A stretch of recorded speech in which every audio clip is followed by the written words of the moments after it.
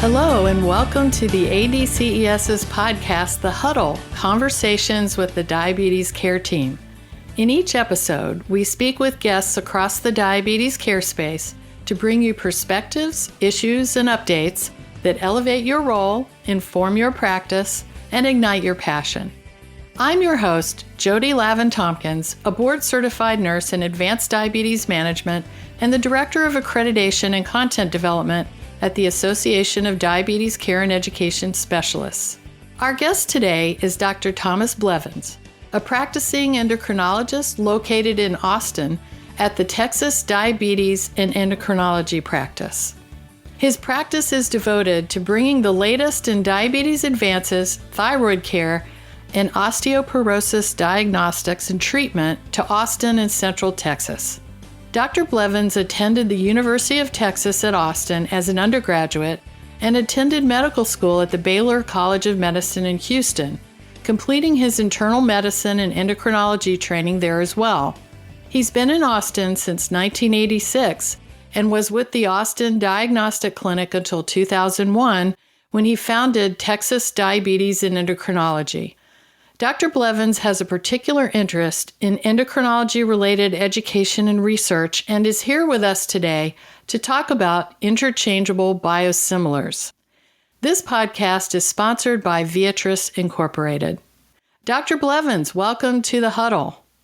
Jody, it's good to be here. This is a topic that's very, very near to my heart and I love to talk about. Well, great. I know we've recently had a few biosimilar insulins approved. And since this is relatively new, we'd like to know how you trained your diabetes care and education specialists on your team and how that translates to explaining this to people with diabetes. Yes. Let me just, as a backdrop, say there is some very good information from the American Diabetes Association that people might want to look at regarding biosimilars. And we're going to be using these terms too, biosimilar and other terms. And let me just mention and give you some definitions too before we go too far. A biologic is a pharmaceutical agent created in living cells, and that requires a lot of expertise and state-of-the-art technology and development and manufacturing. And so insulins are biologics. A biosimilar is a biologic medicine that's highly similar to a reference biologic with no clinically meaningful differences in terms of safety, purity, and potency. So, for example, in the insulin world, the original, glargine, the basal insulin, would be the reference biologic, and other products that want to be approved need to show that they're very like that, and they would be a biosimilar. Now, a lot of people like to use the word generic, and I'll say this a few times probably, and that's not really relevant to biologics, but it's kind of a descriptive. It's kind of what people like to say. So that's one thing I want to point out right off the bat. And, one thing that's really important is that people with diabetes shouldn't have to choose between their meds and other essentials like housing. And the price of insulin has been a very major cost when it comes to treating people with diabetes. And insulin's cost, and everyone here that knows about this and knows about insulin has been around for a while at least. The cost of insulin tripled between 2002 and 2013. And it became quite expensive. And so the price has really gone up for most of the popular types of insulin. And everybody, again, here, all the people who are diabetes oriented know about that. And, a few just stats to tell you, because a lot of when we talk about biosimilars, we're really talking about cost savings. Good medicine, an excellent medicine, and medicine that works really well in saving money. It turns out that people with diabetes account for $1 in every $4 spent on healthcare in the United States. That's a major. And also cost of insulin per year, $15 billion to people. And so, we can go on and on about stats. We all know too, when we talk to people with diabetes, that sometimes people actually skip doses and don't take the insulin because it's expensive. And that's not a good thing when it comes to their diabetes. Now, biosimilars, and I explained that earlier, biologic medicine is highly similar, come in various different sort of approaches and formulations, and they're not new. People have been exposed to biosimilars for quite some time. And now we have biosimilars in the area of insulin, which is really exciting. And even vaccines have biosimilars. So it's really, really important that we understand biosimilars in diabetes. And so what is critical for people to understand, and what we tell our educators and our staff, is that biosimilars are highly regulated, and actually getting approved as a biosimilar is regulated by the FDA. And so some keys to understand here is that the biosimilars are well studied. Then once you have a biosimilar in place, there's this other concept called interchangeability. Interchangeability means that if a person, like a patient with diabetes, a person with diabetes goes to the pharmacy, and the pharmacy has a less expensive version of their insulin, for example, that they can have it interchanged. And so interchangeability means that the FDA has required yet another level, I'm emphasizing that, of sort of testing to show that this biosimilar is so similar to the original product that it can be switched to the biosimilar from the original product. And then if people go on down in the future and find that the original product is cheaper than the biosimilar, I guess it could happen, then they can switch back and forth and expect the same efficacy and safety. And that's a really important point to make. And so biosimilars, they've come now into the forefront when it comes to diabetes and managing cost of insulin. And that's really where this goes, is that we now have some alternatives that are less expensive. And I may say this a few times, but affordability means access when it comes to treatments like insulin. Okay, well, you mentioned interchangeability and the concept of that. And so when it comes to interchangeability with respect to biosimilar insulin, what is the evidence behind defining interchangeability for that particular medication? Yeah, according to the FDA, that's a really important question. An interchangeable biologic product is actually, again, a biosimilar that meets these additional requirements. And so the interchangeable product can be substituted at the pharmacy. And whether it can be or not is really very dependent on state pharmacy laws. But at the federal level, it's permitted, and the states have to approve it. And interchangeable biologic products may help increase access, as I mentioned.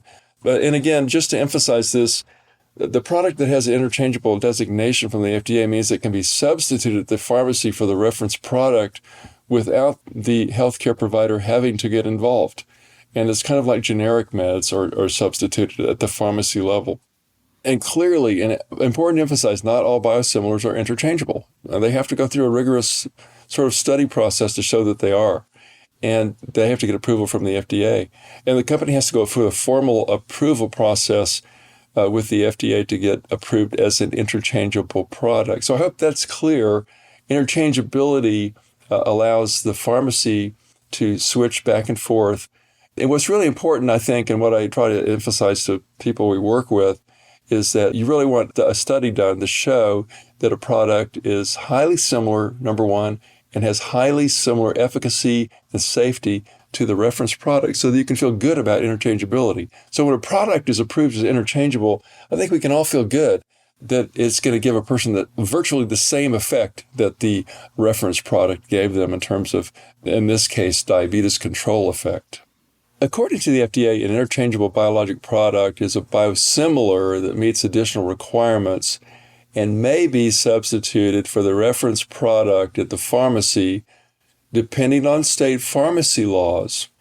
Interchangeable biologic products, which are also called interchangeable biosimilars or interchangeable products, may help increase patient access to biologics.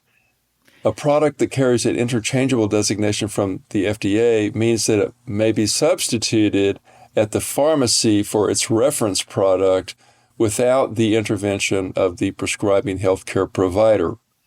Now, that's much like how generic drugs are routinely substituted for brand name drugs.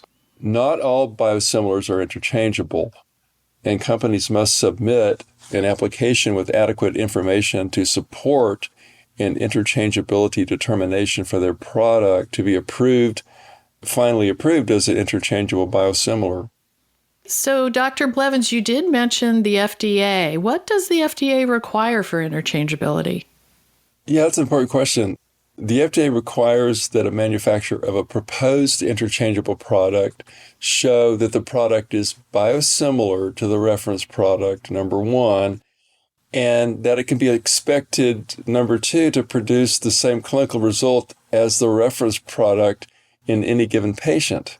And that requires, of course, studies with people with diabetes. And the manufacturer must also demonstrate that for a product administered to a patient more than once, there's no additional risk or reduced efficacy if a patient switches back and forth between an interchangeable product and a reference product compared to using the reference product without switching. Okay, so thanks for that great overview of biologics, biosimilars, interchangeable, the FDA, the studies, and all of that. That's great information. So I want to move on to looking at, from your perspective, what you think the benefit of biosimilars is to the healthcare system. Yeah, I'd be happy to. Clinical outcomes with interchangeable products are expected to be the same as reference products. And in this case, again, we're talking about the biosimilar insulin compared to the reference insulin. And interchangeable biosimilar insulin provides people with diabetes more choices for their basal insulin coverage, or it could be bolus insulin too. And it may be a more affordable option. Biosimilar products typically launch with an initial price that is 15 to 35% lower than the reference product. Additionally, the addition of biosimilar interchangeable products as a whole can help drive overall prices of insulin down through increased competition with the marketplace insulins. Then also they will provide people with diabetes an additional option to choose from. So the idea is that the biosimilar insulin is less expensive. That's a great thing for people with diabetes, price improvement. So we talked about the healthcare system. What do you think this means for people with diabetes? I know you mentioned a little bit about that, but maybe there's more. Yeah, there's more. People with diabetes have medicine to treat their diabetes, their blood sugar. They have medicine to treat the cholesterol. They're really, it's a busy life. They have sometimes they do finger sticks. They use the technology, maybe continuous glucose monitoring. And this adds up. It's expensive. And so I think this thing about biosimilars and interchangeability actually offers considerable potential for cost savings. I'll say it again, as I said earlier, affordability means access. And when people can afford the treatment, it's going to be something they're probably going to use, more likely to use, and use effectively. There are a number of things about interchangeability that are important to point out, and that you cannot understate the importance of interchangeability. One of the advantages would be ease of changing to a less expensive product. So the pharmacy knows what's less expensive, and they can just change it right there if it's interchangeable. They don't have to go through 5 phone calls, all kinds of responses and back and forth. To me, as a medical provider, I like that. That means I don't have to pick up a phone call or answer a message and say, yeah, it's okay to substitute. Why do I need to be in the middle of that? And so less medical provider time is good for the provider. And really for the patient, there's less time maybe spent at the pharmacy waiting for approvals or spent waiting for approvals outside the pharmacy. And it's a more seamless movement to a lower cost of insulin, really. And again, access, affordability, lower cost to the patient, lower cost to the healthcare system. And so I think this is a big deal. And so I think this biosimilar move, interchangeability move, is very important to people with diabetes. Well, Dr. Blevins, that's great. Yes, you ended on a very important point. And I want to thank you for taking the time to join us for this episode of The Huddle and for sharing your knowledge and experience with our audience.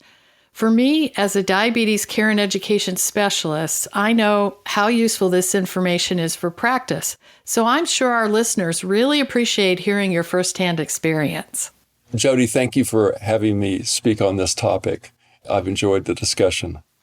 Thank you for listening to this week's episode of The Huddle. To access additional resources, head over to diabeteseducator.org/podcast. And remember, ADCES membership gets you free access to resources, education, and networking that improve your practice and optimize outcomes for your clients. Learn more about what ADCES can do for you at diabeteseducator.org/join. The information in this podcast is for informational purposes only and may not be appropriate or applicable for your individual circumstances. This podcast does not provide medical or professional advice and is not a substitute for consultation with a healthcare professional. Please consult your healthcare professional for any medical questions. This episode was sponsored by Viatris. We'd like to thank Viatris again for their generous sponsorship.